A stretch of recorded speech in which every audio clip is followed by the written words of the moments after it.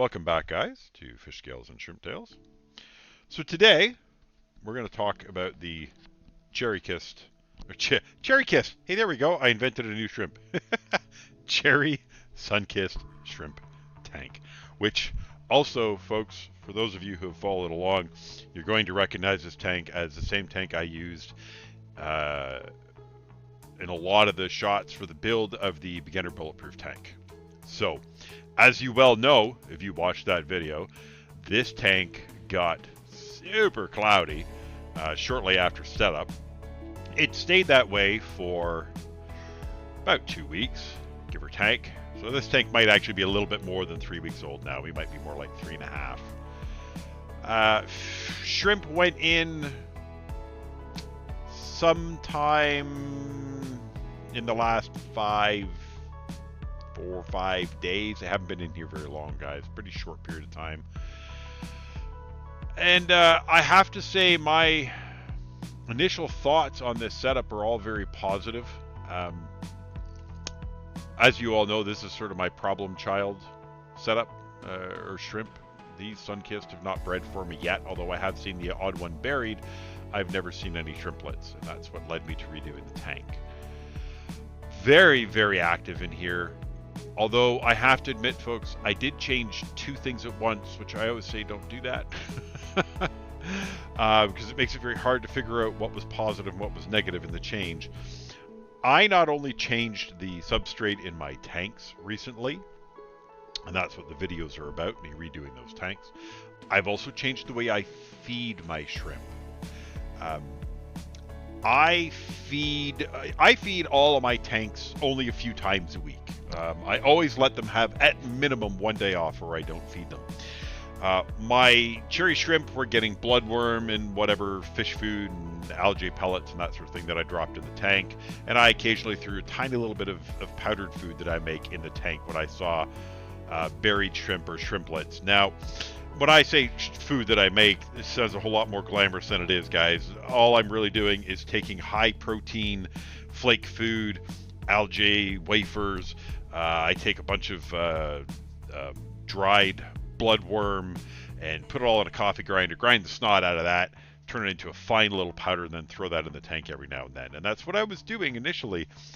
What I started doing when I changed my tanks around is feeding them powdered food significantly more often. I put it in the tanks nearly every day. Not a heck of a lot, very little bit. The idea is to grow the biofilm that the shrimp feed off of. So I've been doing that more or less 5 days a week.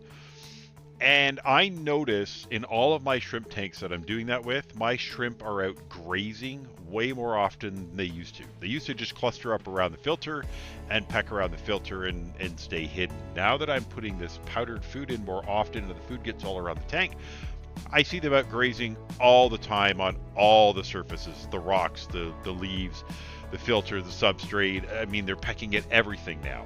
Whereas before, they all kind of stayed in one place, didn't seem real active, which is part of the reason I changed things. So that's definitely a positive. There's something else I should talk to you about if you're following along from the beginner tank build. After your tank clears from that cloudy, hazy mess that you typically see, for those of you that are doing water parameter checks and you're looking for your tank to cycle, if you've set up a planted dirted tank like this, where you've put dirt in the bottom, you've put some lava rock in there, you've put a bunch of plants in there, and you're looking for indications that your tank has cycled. If you're trying to look for ammonia that turns into nitrites, that turns into nitrates, a word of caution, you probably aren't going to see that. The plants in your tank are probably going to take up that fish waste, that toxic byproduct long before you actually see your filter and your bacteria in your tank cycle through that. So for a planted tank, especially if you're a novice, you're probably not going to see that cycle. Most of my tanks, I don't believe, do cycle. In fact, I never see them run through that. So I usually wait for the bacterial bloom to die down. I wait for the water to go crystal clear. I look at the outlet of my pipes my filters to make sure that I don't have bubbles that are standing on the water and creating a foam, so that tells me that the water conditions would be not good at that point. And I slowly start adding in my fish and my shrimp. Just recognize the fact that you may not actually see your tank cycle on a test kit or on a test strip. You might just have to sort of be cautious and slowly add fish to the tank and let your tank build up its own natural bacteria to deal with that, and your plant's ability to deal with that. So if you set up a dirted planted tank, don't rush in and toss a ton of fish in here right away. Give your tank a chance to build up the ability to digest waste. And that's part of the reason I always tell people you really should let your tanks rest for a day or two. It gives your tanks a chance to digest the leftover food and fish waste in there before you add more to it. I know feeding your fish is fun, and we all like to watch them get out there and get active and do things, but for the health of our fish, for the health of our shrimp, try to do that in a manner that we're not putting your water parameters at risk. So also, what you're going to notice from the beginner tank video, if you recall, when I did the planting, I took the, I want to say that's Ludwigia, guys. I truly don't remember. We'll pan around to that in a little bit, I'm sure. But the red stem plants that I planted in the back, if you recall, I cut them all down to about 2 inches tall and replanted them, trying to give you guys a way to get the most bang out of your buck from the pet store when you're buying pet plants and stem plants. All of those plants have regrown the tops and have probably put on about an inch or two at least, maybe more. My intention is to go and cut those back again, and we'll replant them again, and we should have a nice red forest at some point in the future in that center part. Just keep cutting them back and replanting them, cutting them back and replanting. Guys, stem plants are so easy to propagate. They grow so easily, so just keep doing that, guys. You can see clearly that bit there in the back is very much taken off, and it's doing very, very well. As to the design, you'll also notice that the rock piles and that have changed a little bit.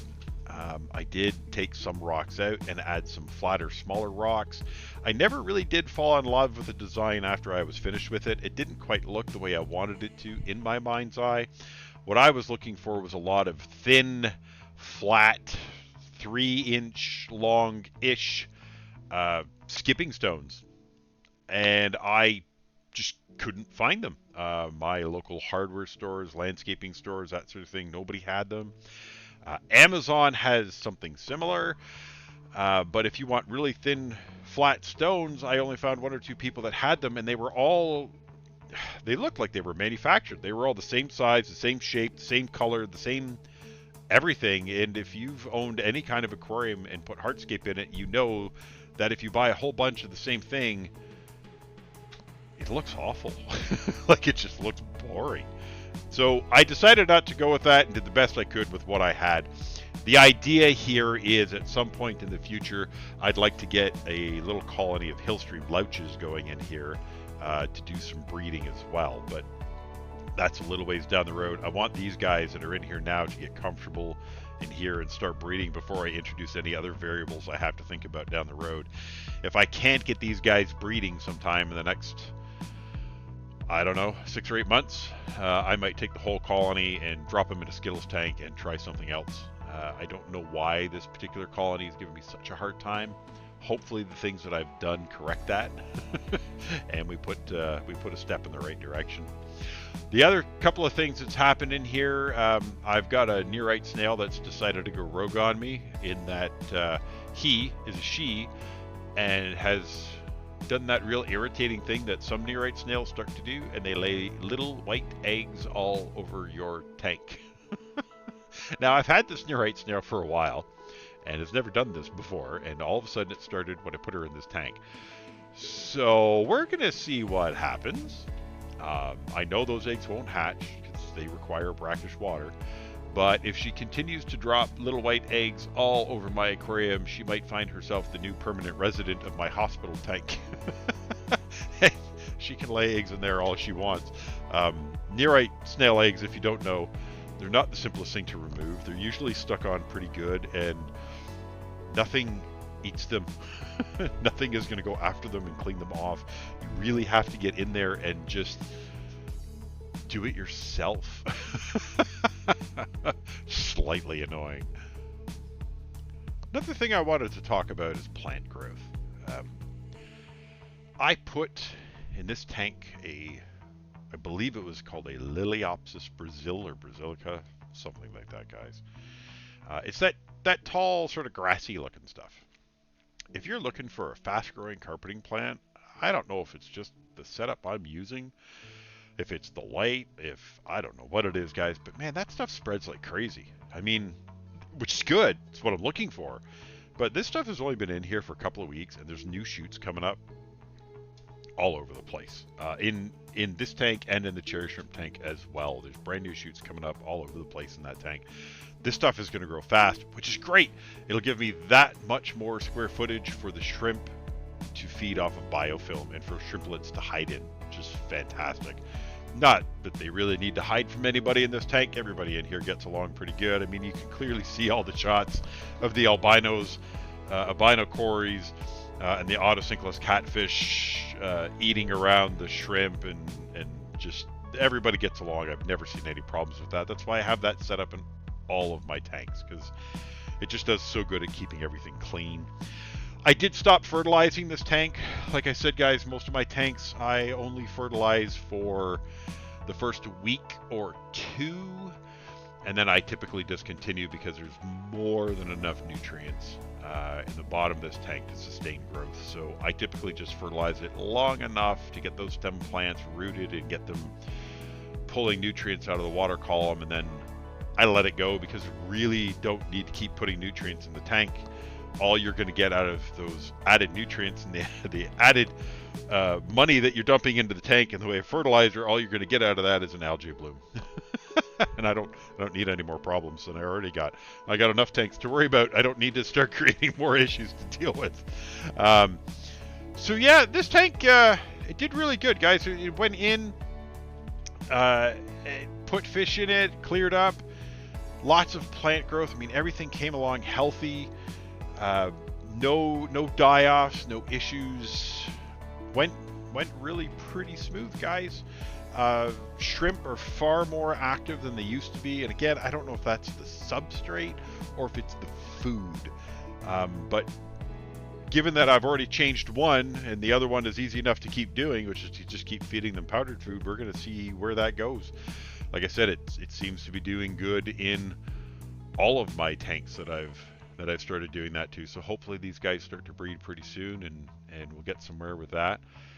The cories in here, I've been convinced for a long time that I've got 3 males or 3 females in here, because they're one of the only tanks that I have cories in that I don't see spawning activity happening in. I did see some of what looked like it could be breeding activity in here the other day between the cories, but they might have just been having a laugh at me at my expense. So we'll find out. It wasn't really pronounced. I'm still not sure if I've got both sexes in this tank. It doesn't really matter, guys. I'm not trying to breed cories. If I happen to get a couple of extra ones that survive through a spawn, great. I'm sure I'll find a home for them, but I'm not actively looking to try and breed them. Breeding, especially egg-laying fish, just, I don't know, guys. Breeding fish is great. I mean, if that's what you like doing, that's what you like doing. I just find it requires a lot more work than I want to get into, and a lot more bare bones tanks than I want to look at in my basement. I like having a planted tank that's active than having a bare bones bottom tank with no gravel, no substrate, no plants, and a bunch of little fry in it swimming around. That's not what I'm looking for. There is just one other thing before I close this video out that I want to talk about, that I haven't talked about very much in any of my videos, and probably doesn't really belong at the end of this one, but we're going to discuss it because it's fresh in my mind. And that is your lighting. Maybe one day I'll dip my toe into the pool of trying to figure out how to talk to you guys about lighting.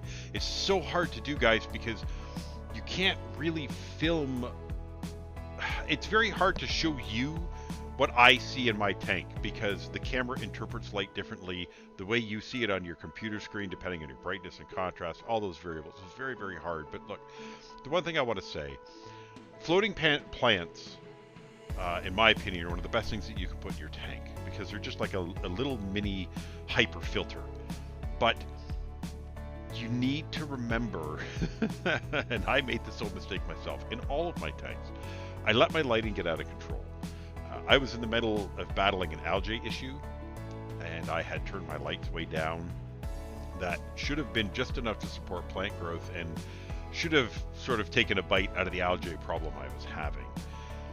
The issue is I didn't bother to consider the fact that my floating plants were starting to take up a lot of that light. I just let them go because I looked at it and thought, well, this is a great place for all of my shrimp to cluster on and eat biofilm off of all the little roots and everything that's hanging down. And I quite liked the look of it. It gave it a very natural look. I never really considered what that was doing to the light. And I know that sounds stupid in hindsight. Well, why didn't you think about the light? Of course it's covering the light. Well, I didn't. Everybody's entitled to a dumb mistake. If you put floating plants in your tank at the beginning, that's great. Let them grow. Let them do their thing. They're probably going to start to take over.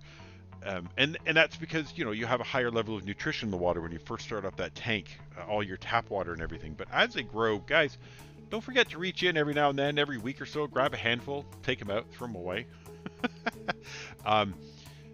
Plants need light. I know that sounds stupid. And if you have floating plants in there, you got to make sure you have enough light getting to the bottom of your tanks.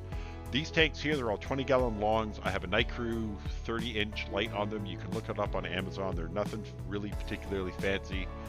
I run these lights on all of my tanks now at about 50%.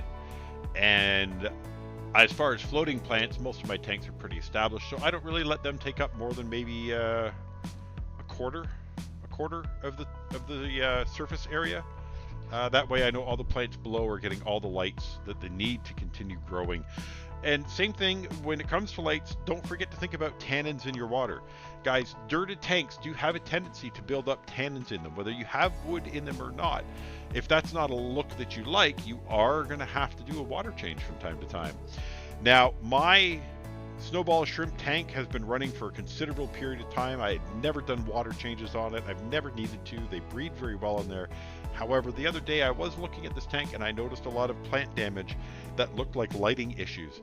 And the problem is that the tank got so dark and so heavy with tannins that the light really wasn't penetrating through to the plants to give them the lighting that they needed. So it's just a last minute thought off the top of my head, something for you guys to think about. So yeah, tank's good, guys. You know, I hope through these series and through my ramblings, I've taught you something useful. I hope you've come to appreciate the hobby. For those of you that are new to it, keep at it, guys. Keep at it. It's a very rewarding hobby, and you will definitely come to enjoy it. And if you're using dirted tanks and sand caps and plants and sort of a more natural approach to this, I'm sure you are going to have all kinds of success, guys. I haven't talked to too many people that have used a planted tank setup and had any kind of real failures with the setup. Always seems to go very well. Not to say that they don't have issues from time to time. They do, but it tends to be a long time before you're going to have any kind of issues with a natural planted tank, and by that time that you do have issues, you'll be more experienced in the hobby. You'll know more of what you're doing and how to combat those problems. I really hope you guys have enjoyed this video. I hope I continue to teach you things, and I hope you continue to progress in this hobby and learn to love it as much as I have. Until next time, guys, I hope you've enjoyed the video. I'll talk to you later.